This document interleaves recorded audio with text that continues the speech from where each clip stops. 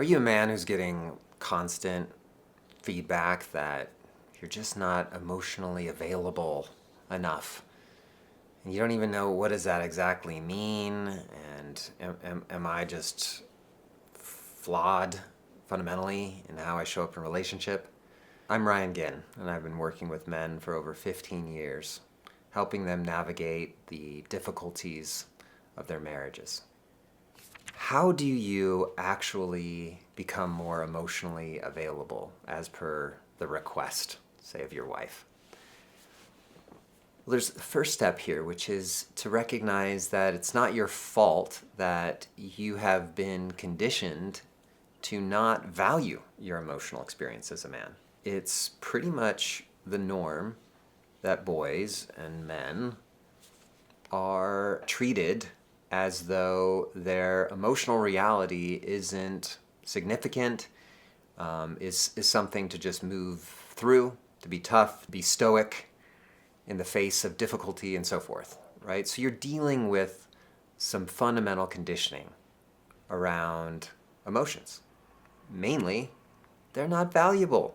You may likely often see them as something that's getting in the way of you being able to accomplish something or have a good day, like, I'm feeling kind of bummed out and sad and why it sucks, and you wait for it to pass, what have you. So there's this first step for you as a man to recognize this conditioning and start to consider how you might actually value your emotional experience. Recognize, or at least start to be curious, right, about what emotions are coming up for you when you're in an interaction with your partner. It's inherently emotional to be creating a life with another person. You are going to be periodically fearful that your needs aren't going to be met. You're going to be periodically disappointed, sad that they didn't talk to you in the way you wanted them to. They weren't thinking about you. Maybe you're angry about the fact that they're not listening to you or really trying to understand what you're trying to say. These are all emotions that are very valid, very natural, and important to start to be able to identify. Most men still have a difficulty in though believing, like, well, where does it go? Like, men are just so task and goal oriented. There is a reason why naming emotions are actually a pathway to a successful relationship, which I know you want.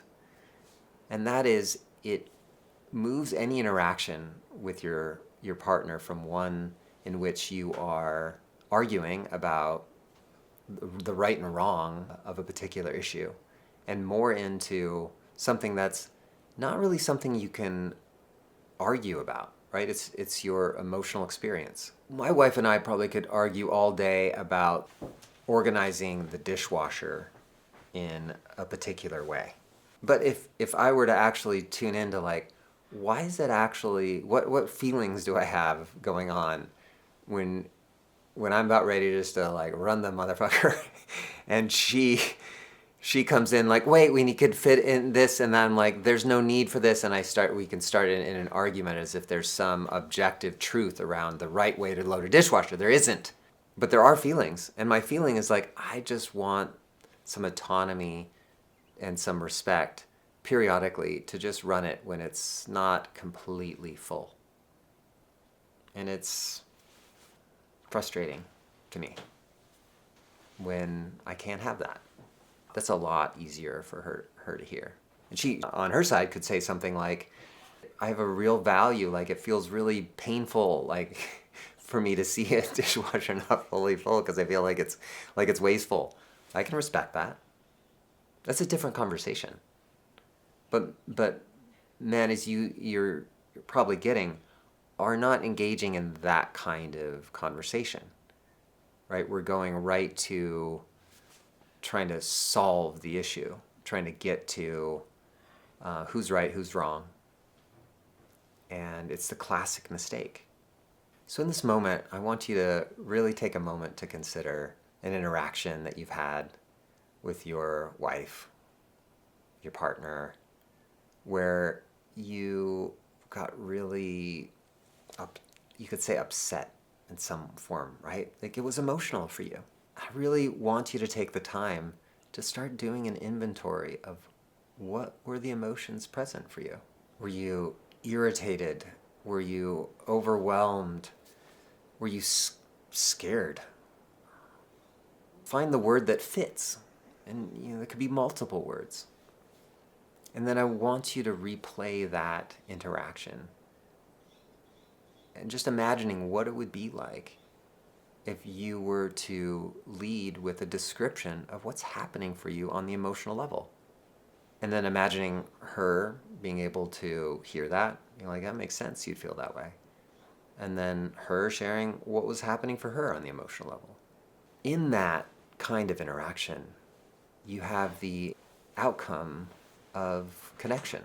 We're not here in our relationships to be right, to have our way. That's often our kind of default setting, unless you do what I'm talking about, unless you deliberately start to consider how much emotion is present for you in any given moment and share that so you can actually know each other.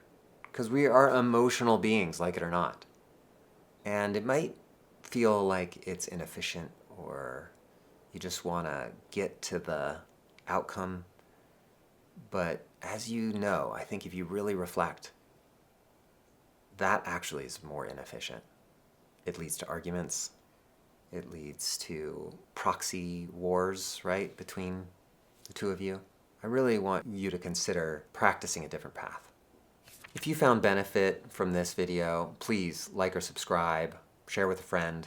And if you want to dive into this work more deeply, there's a free masterclass. The link is in the description below.